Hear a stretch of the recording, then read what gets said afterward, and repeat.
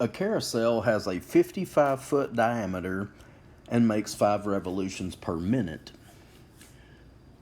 Part A, find the angular speed of the carousel in radians per minute.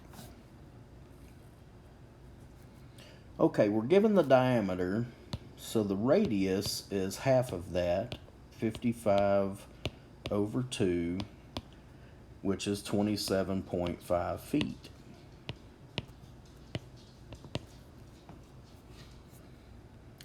The angular velocity is given,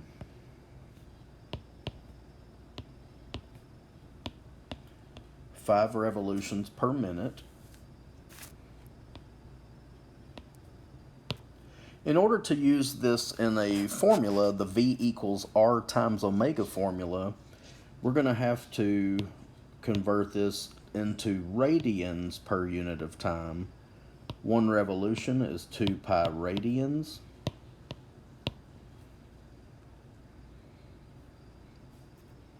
Cancel. And this gives us an angular velocity of 10 pi radians per minute.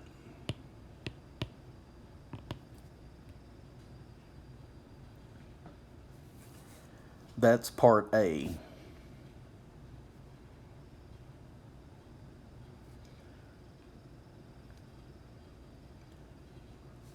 Now, you may be asked to round. If that's the case, and the problem that I was given, I was asked to round to 2 decimal places. So let's say that omega is 10 times pi is 31.42 radians per minute. I'm purposefully keeping the 10 pi above there because on the next calculation I'm going to use it instead of this rounded number to maintain more accuracy. My part B says find the linear velocity in feet per minute of the platform rim of the carousel, and round this one to 2 decimal places as well. Well, linear speed is R times omega. We were given the radius, that was 27.5 feet.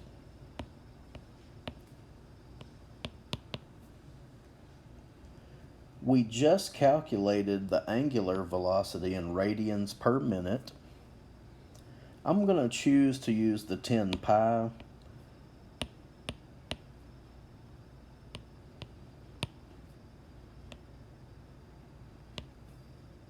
Simply because there's more accuracy in using it. 10 pi is not a rounded number, it's an exact number. 27.5 times 10 times pi